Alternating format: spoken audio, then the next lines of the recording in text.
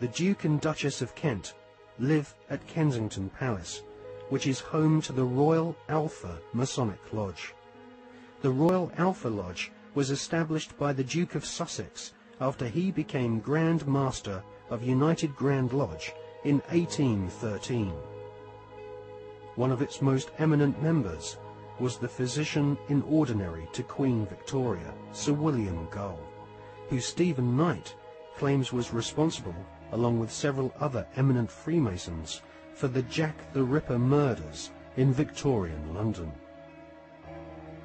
Suitably, members of the Royal Alpha Lodge at Kensington Palace are called Princes of the Blood Royal.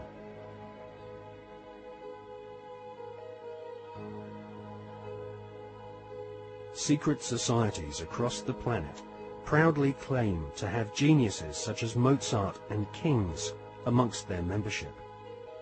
But none of these secret societies allow their members to speak of the rituals which go on behind closed doors in palaces and government buildings around the world.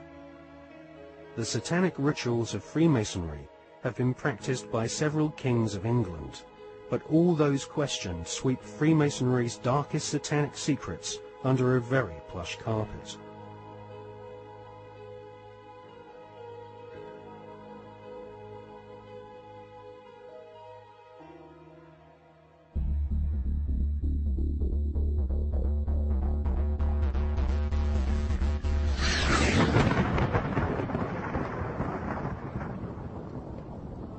Hawati en tawi, tem jefa kau, ta pen em awef, mo f, ta f, sem f, menemenet f nebet, hayet nebet, henenet nebet, jedefuet f, awet f, haset, semau em sa nut.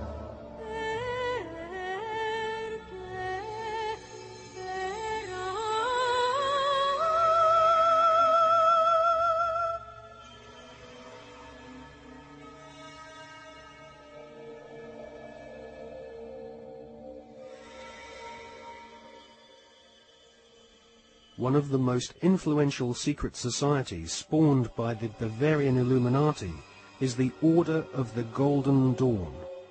It was founded in 1887 by a Freemason, William Wynne Westcott, who claimed to have deciphered a coded alchemical script containing initiation rituals of a secret German occult order called Die Golden Dämmerung.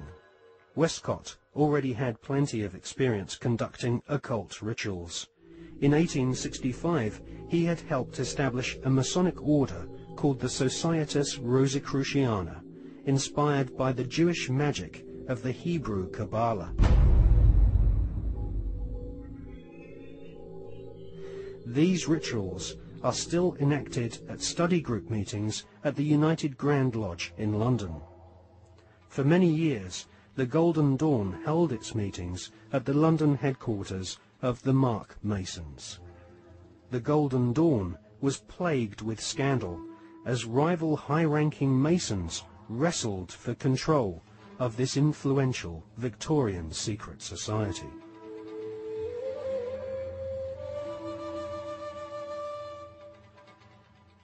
In 1891, Westcott lost control of the Golden Dawn to another high-ranking Freemason magician called MacGregor Mathers.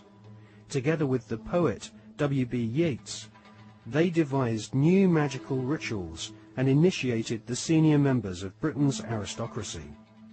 In 1903, control of the Golden Dawn was yet again seized by another Freemason called A.E. Waite.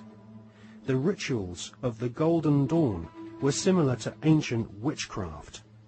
At the Old Bailey in 1901, two Golden Dawn associates, Mr. and Mrs. Horos, were tried for rape.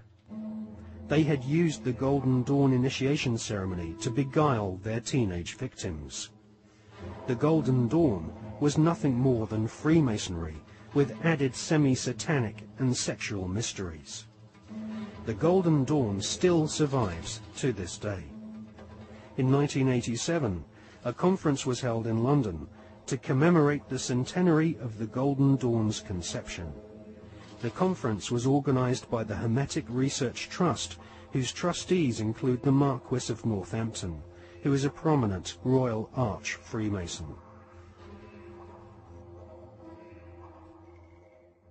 Satanists do not take part in certain rituals with certain sounds in certain places and certain colours and certain,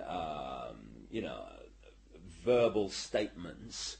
They don't do it because, oh, that'd be nice, let's save that, and then shall we have a bit of red, or what do you think? No. It's done because everything in this reality is vibration. Consciousness in this reality is vibration. Everything is a vibrational field. This is how astrology works.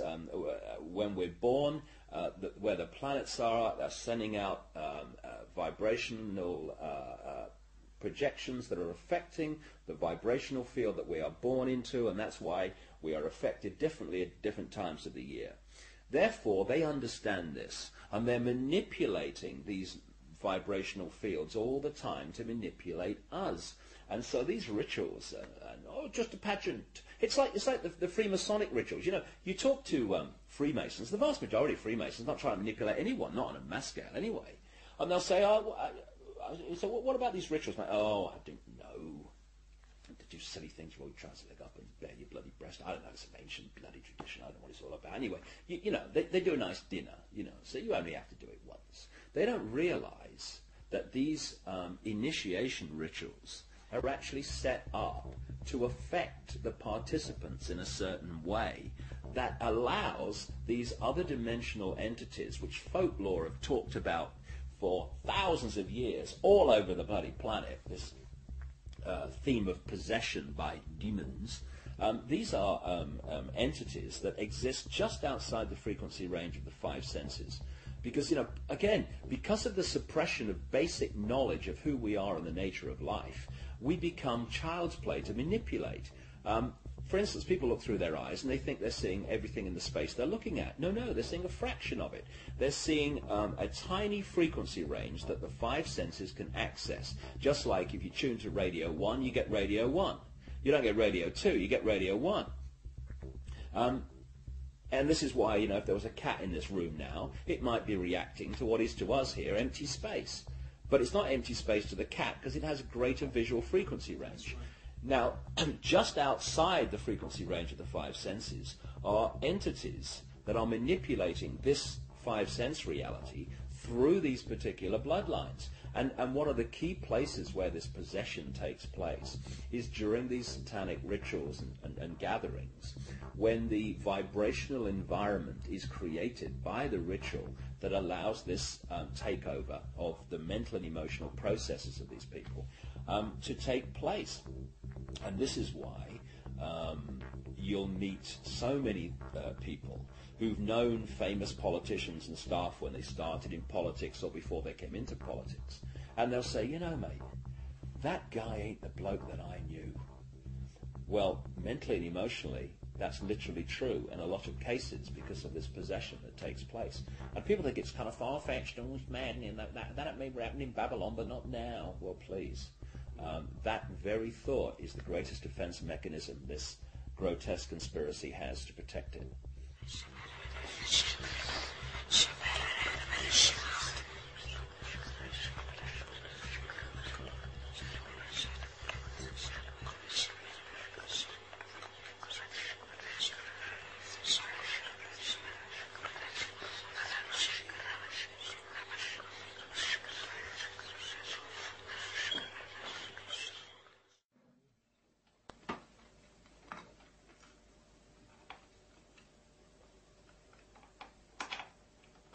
Ecco, vedi? Questo è agganciato qui, no? Tanto si aggancia di là, quindi è questo dentro, no? Poi io leggo le mani qui, leggo i piedi qui al... Si può vedere questi?